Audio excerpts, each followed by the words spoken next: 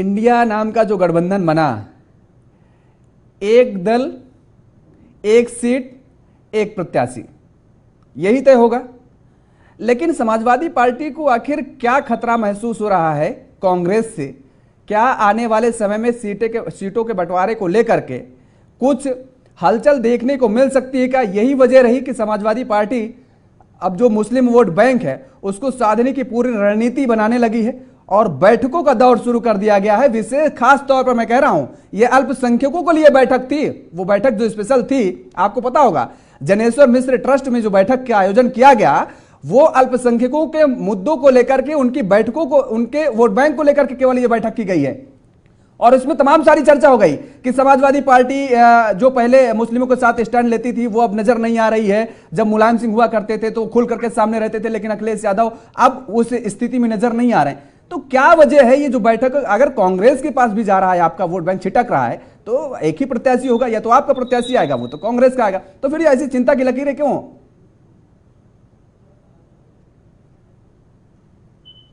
सम्मानित, मैं प्रणाम समर्पित करके अनुमोदन के साथ अपनी बातों को अभिव्यक्त करने की अनुमति चाहूंगा। जी। बड़ा आश्चर्य होता है सुनकर के जब लोग कहते हैं कि मुस्लिमों को साधने का प्रयास। अरे हमको तो आरोपित किया जाता था एमवाई फैक्टर न जाने क्या क्या कह करके। आज बड़ा हास्यास्पद लगता है कि पहले तो भाजपा अपनी स्थिति स्पष्ट कर ले कि खतरे की घंटी किसके लिए बज रही है। 10 राज्यों में जिन्होंने जोड़ तोड़ करके दलालों से खरीद फरोख्त करके सरकारें खड़ी की, वो बात करेंगे कि हम गंभीर स्थिति में हैं।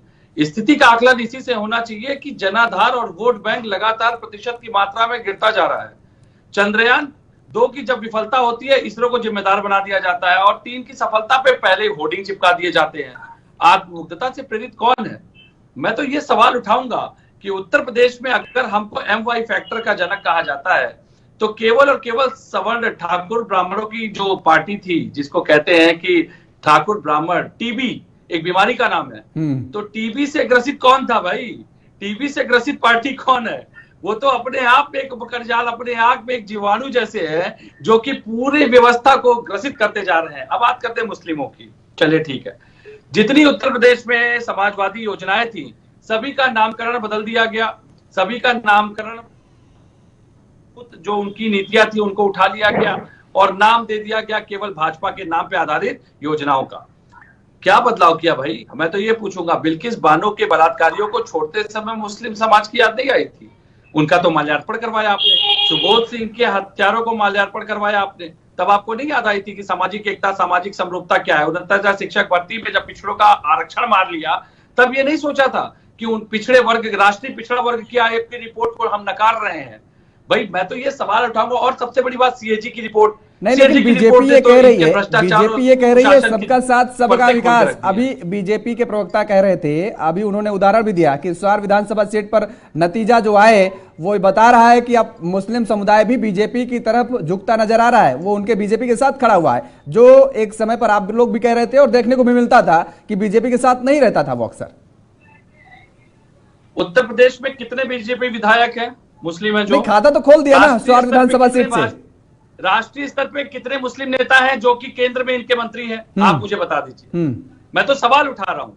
बात अगर केवल और केवल वोट, मैं तो कह रहा हूं कि आपको तो धन्यवाद देना चाहिए समाजवादी पार्टी को, अखिलेश यादव जी की नीतियों को, जिसने भाजपा को आज मुस्लिमों के हित में खड़े होने पे मजबूर कर दिया, इस स्थिति में खड़ा कर दिया भाजपा को कि न चाहते हुए भी। भाई यही लोग थे ना चाकू की धार तेज कर रहे थे, इन्हीं के नेता आरक्षण उसका विरोध कर रहे थे, आर्थिक बहिष्कार कर रहे थे, पाकिस्तान भेज रहे थे, न जाने क्या क्या। लेकिन आज आपको धन्यवाद देना चाहिए समाजवादी पार्टी को, मुस्लिम वर्ग को कम से कम ये समझना होगा कि समाजवादी पार्टी की नीतियों ने आज भाजपा को उस मुकाम पे लाके खड़ा कर दिया जहां न चाहते हुए भी आज ये मुस्लिमों के हितैषी बनने का स्वांग रच रहे हैं कम से कम। तो मैं तो साधुवाद देता हूं और आपको यकीन नहीं होगा, आने वाले समय में देखते जाइए, अभी तो पिछड़ों की भी बात होगी, पीडीए की बात होगी, बहुत कुछ अभी इनको झेलना है। चलिए और हर जगह अपने आप को इनको साबित करना है। मैं एक सवाल उठाता हूं, चलिए ये मुस्लिम वर्ग के हितैषी हैं, चलिए आपकी बात मान लेते हैं। इनसे कहिए जिन नेताओं ने मुस्लिम विरोधी भाषण दिए, सभी को एक मंच पे लाके सभी से मुस्लिम समुदाय से माफी मंगवा दे। मैं मान जाऊंगा कि भाजपा मुस्लिम हितैषी है। उसमें योगी जी भी शामिल है। नहीं तो आपके भाई जो मुस्लिम आपके विरोधी तो जिन वो भी रहे हैं, नेताओं ने उनके हिंदू पूर्ववर्ती विरोधी भाषण भाषण दिया सुने वो हैं। माफी मांगेंगे क्या? भारतीय जनता पार्टी भी तो ये कह सकती है ना कि ऐसी स्थिति ऐसी मोड़ पर लाकर अच्छा के सवाल खड़ा है, कर दिया जवाब ले लीजिए। कि जो अब जवाब ले लीजिए, हिंदुत्व की जवाब ले राजनीति लीजिए, नहीं करते थे जवाब वो ले भी आज मंदिर मंदिर भटकने लगे। जवाब ले लीजिए, जवाब ले लीजिए। हाँ हाँ कि स्वामी प्रसाद मौर्य जी ने रामचरितमानस में एक शब्द को लेकर आपत्ति जताई, ठीक, लेकिन आरएसएस की इनकी मुख्य थिंक टैंक है इनका, उसके नेता ने क्या किया, उन्होंने तो सारे ग्रंथों की समीक्षा की बात कर डाली। हमने तो एक शब्द पे आपत्ति जताई थी, तो उन्होंने तो सारे ग्रंथों की समीक्षा की बातें कर डाली। उनके हिसाब से तो सारे ग्रंथों में कुछ ना कुछ तोड़ मरोड़ के डाला गया है अपने स्वार्थ के अनुसार। और सबसे बड़ी बात, पंडित ब्राह्मण समाज को तो उन्होंने हिंदुओं से ही अलग कर दिया जिस तरीके के उन्होंने वक्तव्य दिए थे। क्या भाजपा ने कोई स्टैंड लिया? हमारे यहाँ तो कम से कम एक लोकतंत्र है, स्वस्थ लोकतंत्र, जिसको आलोचना करनी थी खुल करके सामने आया, उस तक की बात रखी।